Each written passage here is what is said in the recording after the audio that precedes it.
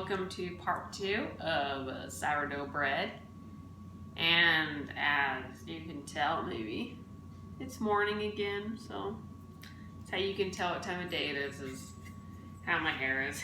So I showed a little picture of it last night. So there is the mature starter. It's, you know, it's that little clump, and now it's spread out, and you can see, maybe you can, the bubbles in there, and that is a good thing. And it smells like bread dough, so perfect.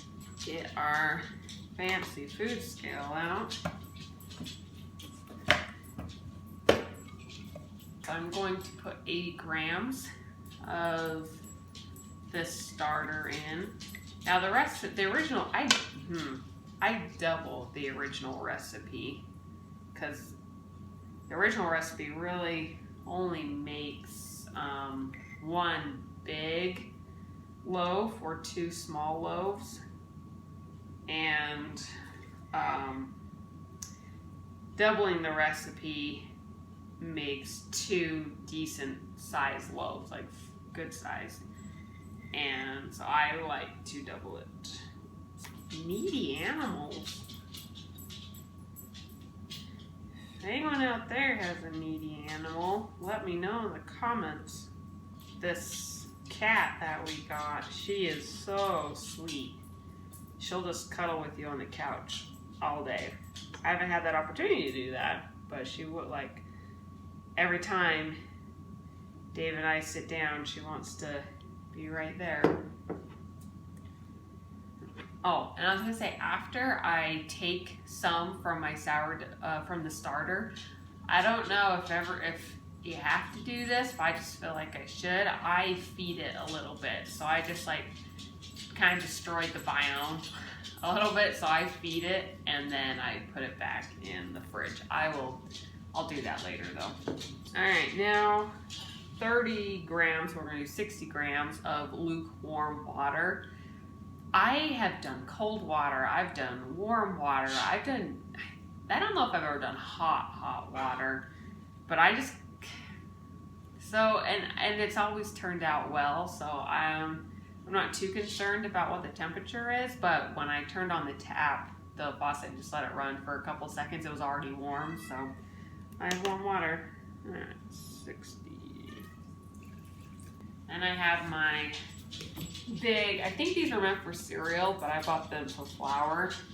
So I have wheat flour and bread flour. And then all the protein buckets that we get, like put in smoothies, they come with these cups, every single one. So we save some of these cups, and they're pretty handy to just have around. I hate throwing them away. All right, 30 grams of wheat flour. Oh, I forgot to mention that what we're making right now is the leaven for the bread. So this isn't bread yet. We're making a leaven. I assume that's to help it rise, but I don't know. I just follow the recipe. I guess I should learn more. All right, now 30 grams of bread flour. The original recipe I did, it was like all wheat flour, and it was just hard. Not hard, it was dense. And so then I did some research, looked some stuff up, and it said to try bread flour, so I switched it over to bread flour.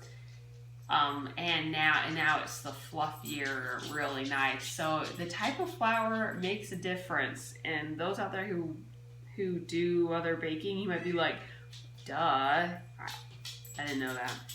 All right, now we're just gonna mix this, and that's it. This usually sits out for 2 to 4 hours for everything to start doing its stuff. After this, I'm probably gonna be heading to work, so it might be sitting out for maybe more like 6 hours, 5 or 6, and that's fine. If you start this in the morning and you don't get back to it for 6-8 hours, it's fine. Again, like I said yesterday, This is a forget-me recipe. You can really, like, as you're working on it, you can forget it don't forget it for too long, like more than 24 hours, but you can put it off, which is nice. I don't know why she's meowing. Maybe it's because I'm talking. I don't know. Alright, so there it is. That's leaven, and I think Moxie's hungry. So that's the leaven, and you see how big this bowl is. When we do, I guess tonight, tomorrow, when this is full, when the bread dough rises before we take it out and put it in pans, the level is going to be, where can you see right here? It's going to be way up here. And so if you're going to double the recipe, you need a big bowl like this. Or if you have a smaller bowl, you're going to have to do, you're gonna have to do the original like half recipe or even smaller, because that is gonna rise up all the way to the top here. Now, you don't want to seal it off. I just kind of do the edges and leave a little bit right there open so there's some airflow, because as this expands, you don't want it sealed. Well, it's not too big of a worry right now, but later on you don't want it. It will pop it off, and some instances it can cause damage. Probably not on this, but just leave a little airflow. And I'm just gonna, I guess there's room right here. I'm just gonna set it right here for the rest of the day. And then when I come home this evening, I'm going to actually make the bread dough. And the only other extra ingredients that I need besides this is salt. So total amount of ingredients, we got flour. If you want to say 2 different types of flour. So we have 2 different types of flour, water, and salt. And then I guess if you count the starter, there's 5. So if you want to get fancy, if you want to be technical, there's 5 ingredients. If you're simple, it's just really 3, because all this is water and flour as well. That's it. And so if you get a starter from somebody and start feeding it, it might smell like vinegar for a while, because the bacteria in here are used to this flour. They're used to a certain type of flour. If you don't have that exact same flour, it's going to take a while, up to 2 weeks, for the bacteria to switch over to the new flour. And so when you get this flour, the starter, and you're like, that smells so good, and then you start feeding it, you're like, this is gross. Don't worry, it's natural. Just keep feeding it and you'll be fine. So don't worry about that. Okay, we'll be back in a few hours. All right, we're here to make the bread dough. So we have our leaven right there. It's spread out quite a bit from this morning. And I think I told you that was going to be gone for 6 hours till I did this. And it's been 8, 9, almost 9 hours since I did this. And it's fine. So it's, again, you don't have to be really strict with this recipe. You can take your time and leave it for a lot longer than it says.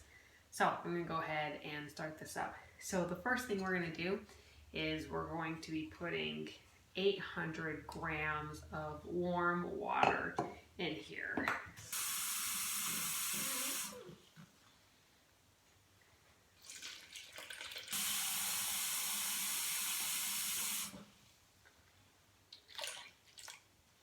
Now we're going to stir it around and dissolve most of the leaven into the water. Now this is where having warmer water helps. And again, I've done colder water a little bit on this and it still turned out fine. But the warm water is going to make it easier to dissolve it in. And it's not like a perfect dissolve, it's just breaking it up and kind of dissolving it in. Like if you could see it now, there's still just like little tiny clumps in it, and that's fine. Yeah, that is good enough. So we'll put this back on. Going to do 200 grams of wheat flour.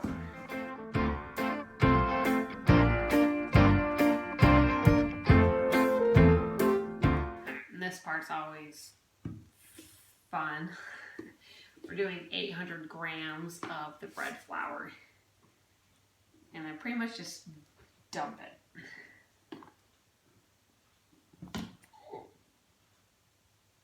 Not quite like that, but close. On the right side, if you get too much flour in, it's pretty easy to just take a little bit off. It's the water that's a little bit harder. I guess it's not, I mean, if I just put water in one of these, I don't really wash it because it's just water. But if I then dunk it in to take out just a little bit of water that I put too much in, then I wash it. So it's just to save a dish. Oh, see, there's just a little too much bread flour. So I'm just gonna pinch. There we go. All right, so I'm gonna stir this all, but first I need 20 grams of salt. So I'm gonna go ahead and measure that out now. And I just put it in one of these protein measuring things that make it's a lot easier than putting this bowl back on to measure it out.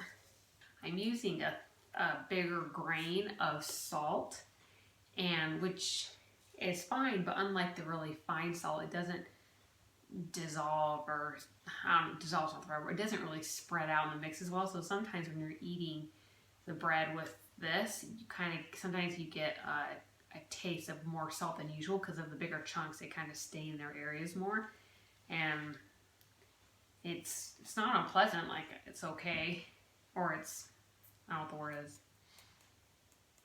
If you like salt, you'd like that. It's like, it just adds a bit more flavor to it. But I think I prefer finer salt when it comes to baking. I just don't have it, and I'm okay with you doing this. Now, when first mixing this, you might think that there's not enough water or not enough flour, but you just keep mixing and it all works out. I think it's usually I feel like I don't have enough water, but it all works out.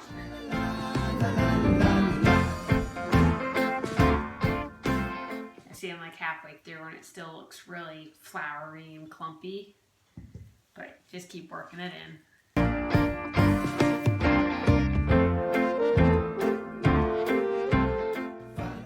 About fully mixed, so it's a lot more usual dough here.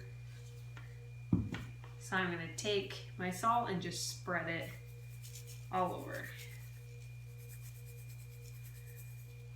And then I'm going to do this thing where I go down on the edge, bring it up, push it in the middle. Down the edge, pick it up, push it in the middle. I'm just going to keep rotating, going to the edge, push in the middle. And I'll go around the bowl 2, maybe 3 times if I feel overzealous.